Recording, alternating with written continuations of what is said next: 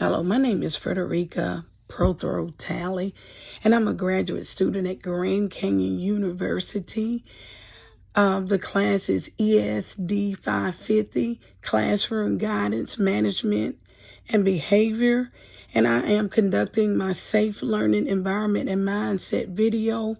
My grade level focus today will be kindergarten through third grade. And the first question is supports needed by teacher and student to create a safe and productive learning environment. So just speaking of a safe classroom, it's a place where students feel free to be themselves and to further discover who they actually are. And one of the things I've learned from Miss Katie, who's my mentor teacher, is to build relationships in the morning, being there to greet the students in the morning. That helps build the relationship, and that helps foster the trust in the relationship. When children trust you, then they're able to open up to you. So when the students come in and pull their nameplates off of the door, and they walk over to the chart and let us know how they're feeling, whether they're happy, sad, afraid, or angry. And that gives us more to gauge into when they're not feeling good. So getting to know your students is very important so that they feel safe in the environment. And when students they feel safe, they feel they will be more engaged, connected, and they'll support the classroom. The next question is talking about the effects of the teacher mindset on the environment in the classroom. And one thing that I would like to talk to about the mindset. Teachers can build a growth mindset culture in their classroom, and this helps students develop and approach learning that will lead to achievement and success. And at the school that I'm at, Bowden Elementary, one of the things that we do is we cultivate the mindset that we embed in the students. At the beginning of each school year, we encourage the students to set a goal. And that's a goal that would be realistic for them to reach. And I know, like the class that I was in, the little girl wanted to be able to do 10 sight words this 9 weeks. And she accomplished it with her little brother, who was in that third grade, helping her. And she's in kindergarten, and her parents videotaped it. And at the end of the 9 weeks, we have a goal-setting ceremony where once the kids have reached their goals, it's announced over the whole school, so they get to run down and beat the drum. So that's very exciting for them. But what also it is setting up them to be successful going forth. At our school, what we're doing is setting a mindset for even starting at the pre-K level, but getting up to the high school level, because when they get ready to get up to the high school level, that's when they need to be getting ready to transition to adulthood.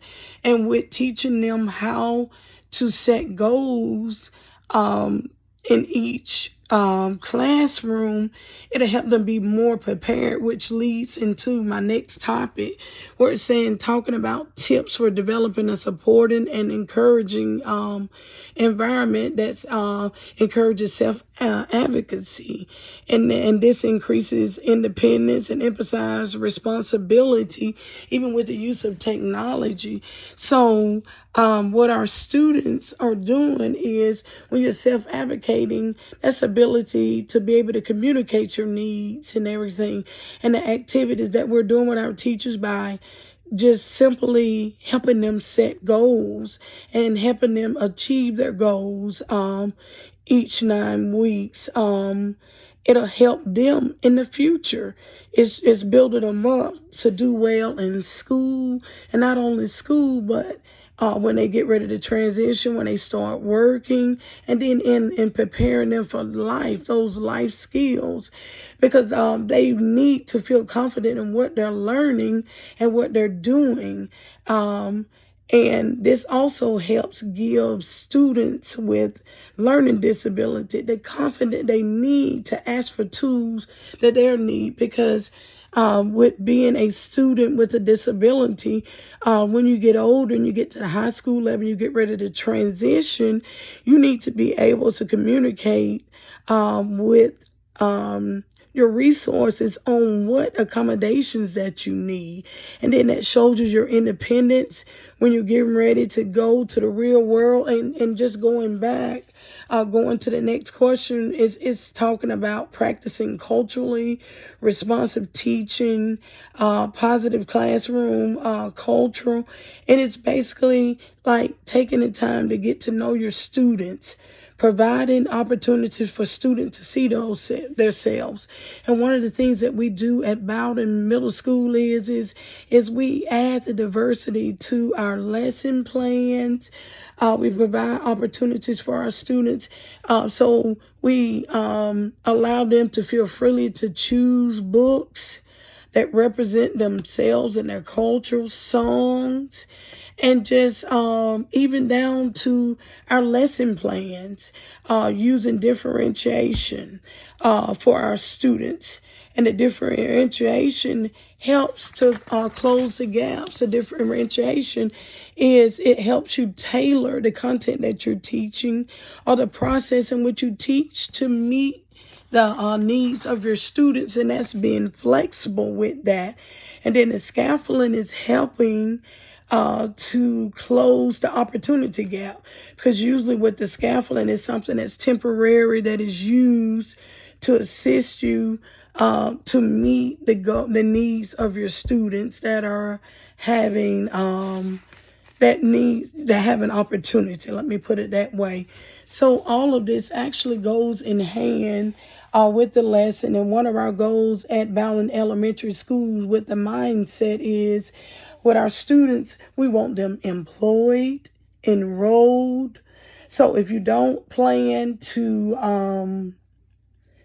when you graduate from high school, to enroll in a college, where it's a 2-year college or a 4-year college, the next option is to be enlisted in any branch of the military. And then, are you employed?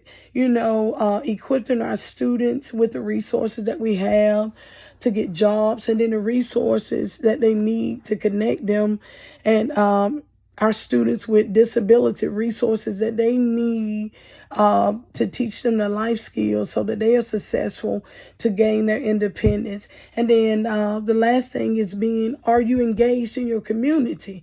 So basically, giving back to our community is one thing that we do when we go out and we grow up in the community, we receive our diploma, and then we come back and we are seen as role models in the Bowden community. And this lesson has been a very good eye-opening lesson for me, observing with Miss Katie's kindergarten class. And I hope this lesson has blessed you on today. Thank you.